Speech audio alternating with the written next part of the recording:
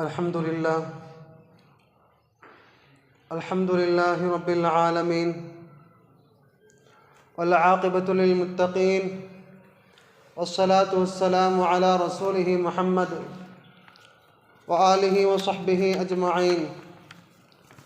أما بعد، فقد قال الله تعالى في القرآن العظيم وفي القرآن المجيد بعد أعوذ بالله من الشيطان الرجيم بفضل بسم الله الرحمن الرحيم. إن الله وملائكته يصلون على النبي يا أيها الذين آمنوا صلوا عليه وسلموا تسليما. اللهم صل على محمد عبدك ورسولك وصل على المؤمنين والمؤمنات والمسلمين والمسلمات وبارك على محمد وأزواجه وذريته.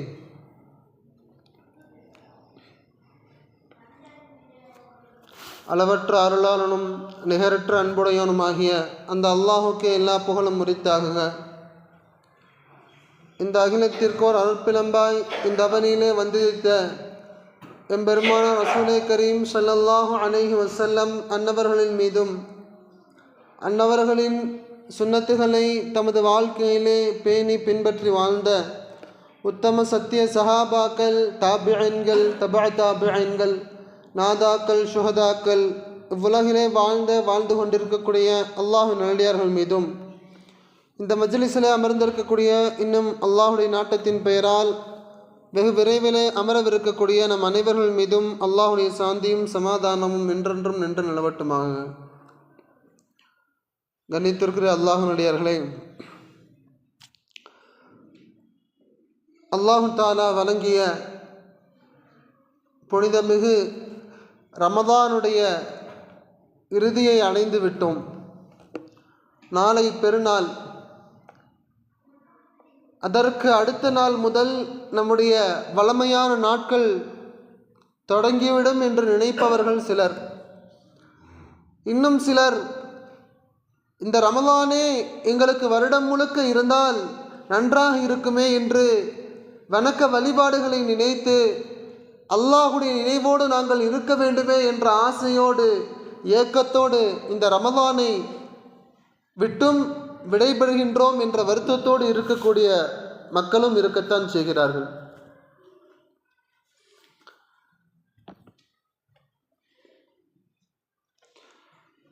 நம்மில் எத்தனையோ நபர்கள் இந்த ரமதானுடைய நாட்களிலே நாம் அமல்களுக்கு காட்டக்கூடிய ஆர்வம், நல்லமல்கள் செய்யும் விஷயத்திலே நாம் எடுத்துக்கொள்ளக்கூடிய சிரமங்களும் ஆர்வமும் அலாதியானது. ஆனால் என்னவோ தெரியவில்லை, ரமதானோடு நம்முடைய ஆர்வங்களும் நம்முடைய தேட்டங்களும் முடிந்து விடுகின்றதை ஒவ்வொரு வருடமும் நாம் பார்த்து கொண்டுதான் இருக்கின்றோம். அல்லாஹ் பாதுகாக்க வேண்டும். இன்னும் சில மக்கள் இப்படியும் இருக்கிறார்கள். ரமதானிலே நோன்பு நோற்பதும் இல்லை, மற்ற ஏனைய நாட்களிலே தொழுவதும் இல்லை. அவர்கள் சொல்லக்கூடிய காரணம் என்னவென்றால், 5 நேரம் தொழக்கூடிய தொழுகையாளியாக இருந்தால், ரமதான் மாதத்திலே நோன்பு வைக்கக்கூடிய நோன்பாளியாக இருந்தால் எல்லா விதமான பாவங்களை விட்டும் தவிர்ந்திருக்க வேண்டும். அப்படி தப்பித்தவறி ஏதேனும் ஒரு செயல் அவருடைய கண்களுக்கு ஒரு தொழுகையாளியோடைய செயல் தவறுதலாகவோ அல்லது தவறாகவோ தெரிந்தால் அவர்கள் சொல்லக்கூடிய காரணம் என்னவென்று தெரியுமா? இவரெல்லாம் 5 நேரம் தொழக்கூடிய தொழுகையாளியாம், இவருடைய செயலை பாருங்கள் என்பதாக வணக்கசாலிகளை கேவலப்படுத்தக்கூடிய மனிதர்களைத்தான் நாம் பார்த்து கொண்டிருக்கின்றோம். இப்படிப்பட்ட மக்களும் நம்முடைய உம்மத்திலே வாழ்ந்து கொண்டிருக்கிறார்கள் என்று நினைக்கும் பொழுது, நபி அவருடைய காலத்திலே அபூஜஹல் சொன்னானே, அப்படிப்பட்ட வார்த்தை தான் நம்மவர்களுக்கு நினைவுக்கு வருகின்றது. ஒரு நாள் நபி அவருடைய காலத்திலே கடுமையான மழை பொழிந்து கொண்டிருக்கிறது, இரவு நேரம். அப்பொழுது அபூஜஹல் தன்னுடைய வீட்டில் இருக்கும் பொழுது தன்னுடைய மனைவி இடத்திலே இவ்வாறு சொல்கின்றான், இந்த நேரத்தில் கடுமையான இருள் நேரம், கடுமையான மழை நேரம். இப்படிப்பட்ட நேரத்தில் என்னிடத்திலே யாரேனும் வந்து ஒரு உதவி கேட்டார்கள் என்றால் அவர்கள் கேட்கக்கூடிய விஷயத்தை நான் கண்டிப்பாக செய்து கொடுப்பேன் என்பதாக வாக்குறுதி அளிக்கின்றான். சற்று நேரத்திற்கு பிறகு அவனுடைய வீட்டு கதவு தட்டக்கூடிய சப்தம் கேட்கிறது. உடனே கதவை திறந்து பார்த்தால் கண்மன் நாயகம் ஸல்லல்லாஹு அலைஹி வஸல்லம் அவர்கள் காத்து கிடக்கிறார்கள். அபூஜஹல் அவர்களே, நீங்கள் இஸ்லாத்தை ஏற்றுக்கொள்ளுங்கள், அல்லாஹ்விற்கு வழிபடுங்கள், என்னை அல்லாஹ்வுடைய தூதராக ஏற்றுக்கொள்ளுங்கள் என்ற மார்க்கத்துடைய விஷயத்தை சொன்ன பொழுது கதவை உடனே அடைத்து கொண்டு திரும்பிவிட்டார்கள். அபூஜஹலுடைய மனைவி கேட்கிறார்கள், இப்பொழுதுதானே நீங்கள் சொன்னீர்கள், வாக்குறுதி கொடுத்தீர்கள், இப்படிப்பட்ட இக்கட்டான நேரத்திலே என்னிடத்திலே யார் என்ன விஷயத்தை கேட்டாலும் நான் அதை கண்டிப்பாக செய்து கொடுப்பேன் என்பதாக சொன்னீர்களே, ஆனால் முஹம்மது அவர்களுடைய கோரிக்கையை நீங்கள் மறுத்துவிட்டீர்களே, என்ன காரணம் என்று கேட்ட பொழுது அபூஜஹல் சொன்ன வார்த்தை, இஸ்லாத்தை ஏற்பது ஒன்றும் எனக்கு கடினமான காரியம் அல்ல, மக்கமா நகரில் இருக்கக்கூடிய எல்லா மனிதர்களையும் நான் எதிர்த்து விடுவேன், ஆனால் இஸ்லாத்தின்படி வாழ்வதுதான் சிரமம் என்பதாக சொன்னான். அதே நிலையிலே அவன் மரணமும் எய்தினான். நம்மில் இருக்கக்கூடிய எத்தனையோ நபர்களுடைய நிலை இப்படித்தான் இருக்கிறது. அபூஜஹல் இஸ்லாத்தை ஏற்காமல் மரணித்தான். இஸ்லாத்துடைய சட்டதிட்டங்களை கடைபிடிக்க முடியாது என்பதாக பயந்து இஸ்லாத்தை விட்டு ஒதுக்கினானே தவிர மற்ற எந்த ஒரு மனிதர்களுக்கும் அவன் பயப்படவில்லை. ஆனால் நாம் இஸ்லாத்தை ஏற்றுக்கொண்டிருக்கின்றோம், ஆனால் அபூஜஹல் சொன்ன வார்த்தையை சொல்லிக் கொண்டிருக்கின்றோம். தொழக்கூடியவரெல்லாம் இப்படி இருக்கக்கூடாது, நோன்பு நோக்கக்கூடியவரெல்லாம் இப்படி இருக்கக்கூடாது என்பதாக தொழுவதும் இல்லை, ரமதான் மாதத்தில் நோன்பு நோற்பதும் இல்லை, பாவத்தை விட்டொழிப்பதும் இல்லை என்றால் நமக்கும் அபூஜஹலிற்கும் என்ன வித்தியாசம் இருக்கிறது? கண்ணியத்திற்குரிய அல்லாஹ்வினுடையவர்களே, அல்லாஹு தஆலா மற்ற எத்தனையோ வணக்கங்களை கடமையாக்கியிருக்கின்றான். ஆனால் எல்லா வணக்கங்களையும் ஹதரத் ஜிப்ரீல் அலைஹிஸ்ஸலாம் அவர்களின் மூலமாக கண்மன் நாயகம் ஸல்லல்லாஹு அலைஹி வஸல்லம் அவர்களுக்கு வஹீயின் மூலமாக இந்த உலகத்தில் தான் கடமையாக்கினான். ஆனால் தொழுகையை மற்றும் கண்மன் நாயகம் ஸல்லல்லாஹு அலைஹி வஸல்லம் அவர்களை மிஅராஜுடைய பயணத்தின் மூலமாக தனக்கு அருகிலே அழைப்பு விடுத்து தன்னோடு இருக்கும் நிலையிலே இந்த தொழுகையை கடமையாக்கியிருக்கின்றான் என்றால் இந்த தொழுகையினுடைய மாண்பையும் மதிப்பையும் நாம் விளங்க கடமைப்பட்டிருக்கின்றோம். குர்ஆனிலே அல்லாஹு தஆலா ஏறத்தாழ 109 இடங்களிலே தொழுகையை பற்றி கூறுகின்றான். அது அல்லாத 200க்கும் மேற்பட்ட இடங்களிலே மறைமுகமாக தொழுகையை கடைபிடிப்பதை பற்றியும் தொழுகையாளிகளுடைய சிறப்பை பற்றியும் தொழுகையை விட்டவருடைய தண்டனையை பற்றியும் அல்லாஹ் பேசுகின்றான் என்றால் அல்லாஹு தஆலா தொழுகைக்கு என்று அவனிடத்தில் எந்த அளவிற்கு மதிப்பு இருக்கும் என்பதை இதன் மூலம் நாம் விளங்கிக் கொள்ளலாம். கண்மன் நாயகம் ஸல்லல்லாஹு அலைஹி வஸல்லம் அவர்கள் எந்த அளவிற்கு கடுமையாக சொன்னார்கள் என்றால், பைன ரஜுலி வ பைன ஷிர்கி வல் குஃப்ரி, ஒரு மனிதனுக்கும் குஃப்ருக்கும் அல்லாஹ்வை மறுக்கக்கூடிய நிராகரிப்புக்கும் அல்லாஹ்விற்கு இணை வைப்பதற்கும் மத்தியிலே உள்ள வேறுபாடு வித்தியாசம் என்ன தெரியுமா? தர்கு ஸலா, அவன் தொழுகையை விடுதல். ஒருவன் தொழுகையை விடுகின்றான் என்றால் அவனுக்கும் அல்லாஹ்வை மறுக்கக்கூடியவனுக்கும் என்ன வித்தியாசம் இருக்கிறது என்பதாக கண்மன் நாயகம் ஸல்லல்லாஹு அலைஹி வஸல்லம் அவர்கள் கேள்வி எழுப்புகிறார்கள். ஹதரத் ஜாபிர் ரலியல்லாஹு அன்ஹு அவர்கள் வெளிப்படையாகவே சொல்லிவிட்டார்கள், மல்லம் யுஸல்லி, யார் தொழக்கூடியவர்களாக இல்லையோ ஃபஹுவ காஃபிருன், அவன் காஃபிர் தான், நரகவாதிதான் என்பதாக ஹதரத் ஜாபிர் ரலியல்லாஹு அன்ஹு அவர்கள் வெளிப்படையாகவே சொல்லிவிட்டார்கள். கண்ணியத்திற்குரிய அல்லாஹ்வினுடையவர்களே, நாம் நம்முடைய வாழ்க்கையை காலத்திற்கு தோதுவாக, கால சூழ்நிலைக்கு தோதுவாக, தற்காலத்திலே என்ன நிகழ்வுகள் நடக்கிறதோ அதை மனதில் வைத்துக்கொண்டு அந்த எண்ண ஓட்டங்களை அடிப்படையாக வைத்து நம்முடைய வாழ்க்கையை வாழ்ந்து கொண்டிருக்கின்றோம். போர் நடக்கிறது, கேஸு சிலிண்டர் போன்ற விஷயங்களுக்கு தட்டுப்பாடு ஏற்படுகிறது என்றால் உடனே நம்முடைய மனம் அவற்றை சேகரித்து வைத்துக் கொள்ள வேண்டும். அதற்கு என்னென்ன தயாரிப்புகள் செய்ய வேண்டும் போன்ற விஷயங்களில் ஈடுபடக்கூடிய நாம் ஒவ்வொரு நாளும் அல்லாஹ் கடமையாக்கி இருக்கின்ற ஐநேர தொழுகையுடைய விஷயத்திலே ஒருபோதும் சிந்தனை வருவதில்லையே? ஏன்? அல்லாஹு தாலா இந்த தொழுகை இஸ்லாத்திலே எத்தனையோ விஷயங்கள் கடமையாக்கப்பட்டிருக்கிறது. அது நோன்பாக இருக்கட்டும், ஜகாத்தாக இருக்கட்டும், ஹஜ்ஜுடைய அமல்களாக இருக்கட்டும், மற்ற ஏனைய விஷயங்களாக இருக்கட்டும், எல்லா விதமான கடமையான அமல்களும் அவற்றை நிறைவேற்றுவதற்கு பலவிதமான நிபந்தனைகள் இருக்கின்றன. ஆனால் ஒரு மனிதன் தொழுகையை விடுவதற்கு மற்றும் இருக்கக்கூடிய நிபந்தனைகள் மிக மிக குறைவுதான். பெண்களுக்கு மாதவிடாய் காலத்திலே தொழுகையை விடுவதற்கு அனுமதி இருக்கிறதே தவிர மற்ற நேரங்களில் ஆண்களுக்கும் சரி பெண்களுக்கும் சரி அவர்களுடைய எல்லா நேரங்களிலேயும் தொழுகை என்பது கட்டாய கடமைதான். அதிலே எந்த ஒரு சமரசமும் இல்லை என்பதை இஸ்லாம் தெளிவாக சொல்கிறது. எந்த அளவிற்கு வலியுறுத்தி தொழுகையுடைய விஷயத்தை கண்மணி நாயகம் ஸல்லல்லாஹு அலைஹி வஸல்லம் அவர்கள் சொன்னார்கள் என்றால், உங்களுடைய குழந்தைகளுக்கு 7 வயதாக ஆகிவிட்டால் தொழும்படி ஏவுங்கள், தொழுகையை அப்பொழுதிருந்தே பழக்கப்படுத்துங்கள். இன்று நாம் சிறுவர்கள் பள்ளிக்கு வந்தாலே அதை சிரமமாக நினைத்து கொண்டிருக்கக்கூடிய காலம் எங்கே? கண்மணி நாயகம் ஸல்லல்லாஹு அலைஹி வஸல்லம் அவருடைய பேரர் நபி அவர்கள் தொழுது கொண்டிருக்கும் பொழுது அவருடைய முதுகிலே ஏறி அமர்ந்ததின் காரணமாக வெகு நேரமாக சுஜ்தாவிலே இருந்து சஹாபாக்கள் எல்லாம் ஒருவேளை நபி இறந்து விட்டார்களோ அல்லது நபி அவர்களுக்கு ஏதேனும் வஹி இறங்கிக் கொண்டிருக்கிறதோ என்பதாக கருதிய காலம் எங்கே? இன்று நாம் நம்முடைய பிள்ளைகளை, நம்முடைய மஹல்லாவில் இருக்கக்கூடிய சிறுவர்களை எந்த அளவிற்கு தொழுகைக்காக ஏவுகின்றோம், தொழுகையை அவர்களுக்கு கற்றுக் கொடுக்கின்றோம். அது யாரோ ஒருவருடைய பொறுப்பு என்பதாக நாம் ஒதுங்கி விடுகின்றோம் அல்லவா?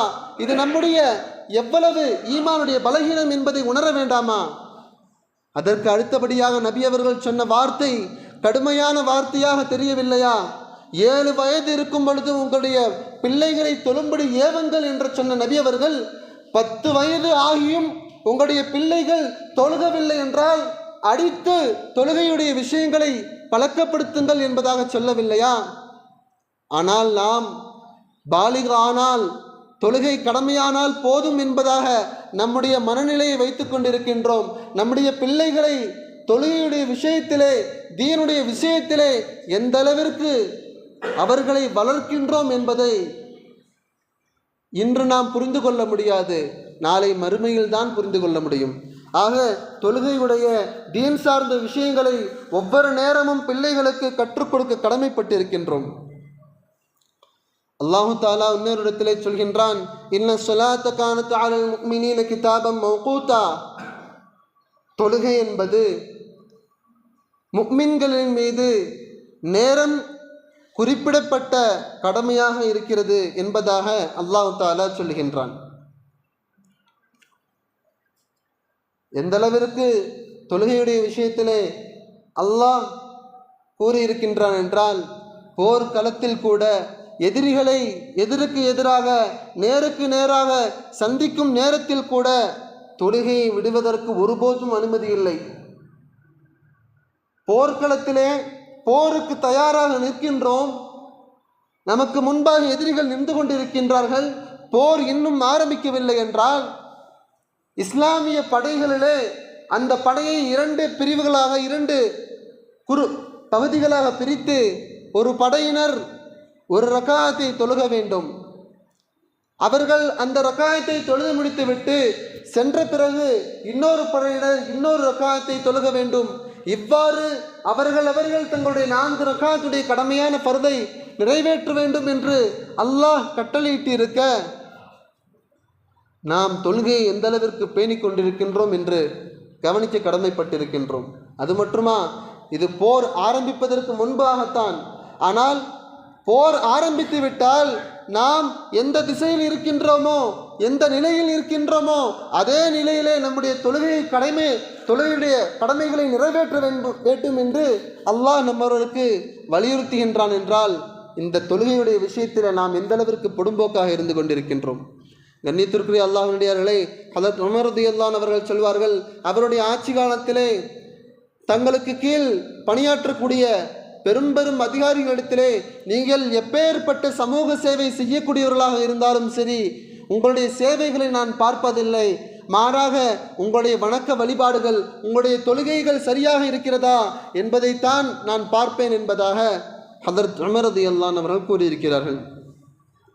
அல்லாஹு தஆலா குர்ஆனிலே பல இடங்களிலே முக்கியமான விஷயங்களையும் முக்கியமான சட்டங்களையும் சொன்னாலும் கூட அவற்றையெல்லாம் சொல்லி இறுதியிலே அல்லது அந்த விஷயத்திற்கு நடுவிலே கூட பல இடங்களிலே குடும்ப விஷயங்கள், தலாக், நிக்காஹ் போன்ற குடும்பம் சம்பந்தப்பட்ட சட்டங்களை பேசும் பொழுது கூட தொழுகையை நிலைநாட்டுங்கள் என்ற விஷயத்தை அல்லாஹ் நம்மவர்களுக்கு வலியுறுத்துகின்றான் என்றால், இன்று நடக்கக்கூடிய நிகழ்வுகளிலே ஒரு திருமண வைபவமாக இருக்கட்டும் அல்லது மற்ற ஏனைய விழாக்களாக இருக்கட்டும், நிகழ்ச்சிகளாக இருக்கட்டும், நாம் அது போன்ற காலங்களிலே நம்முடைய தொழுகையை எப்படி பேணி பாதுகாக்கின்றோம் என்பதை சிந்தித்து பார்க்க கடமைப்பட்டிருக்கின்றோம்.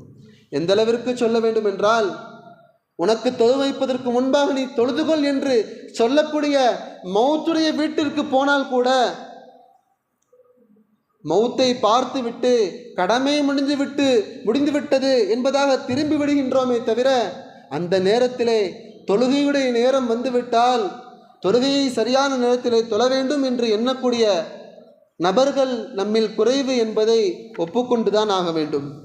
கண்ணியத்திற்கு அல்லாஹ்வுடையார்களே, அல்லாஹ் தஆலா சொல்கின்றான், ஹாஃபிது அலஸ் ஸலவாத்தி வஸ்ஸலாத்தில் வுஸ்தா, தொழுகைகளை எல்லா விதமான தொழுகைகளையும் பேணி பாதுகாத்து தொழுது கொள்ளுங்கள் என்பதாக அல்லாஹ் தஆலா நம்மவர்களுக்கு கட்டளையிடுகின்றான். தொழுகையுடைய விஷயத்திலே ஒருபோதும் பொடும்போக்காக இருக்கக்கூடாது என்பதாக அல்லாஹ் நம்மவர்களை எச்சரிக்கின்றான். எந்த அளவிற்கு என்றால், பயணத்தில் தொழக்கூடிய தொழுகையாளிகள் நம்மில் மிக மிக குறைவுதான். இன்னும் சிலர் பயணத்தின் போது பள்ளிவாசல் கிடைத்தால்தான் தொழுவோம், இல்லை என்றால் தொழுக மாட்டோம் என்ற நிலையில் இருக்கக்கூடிய நபர்களும் இருக்கிறார்கள்.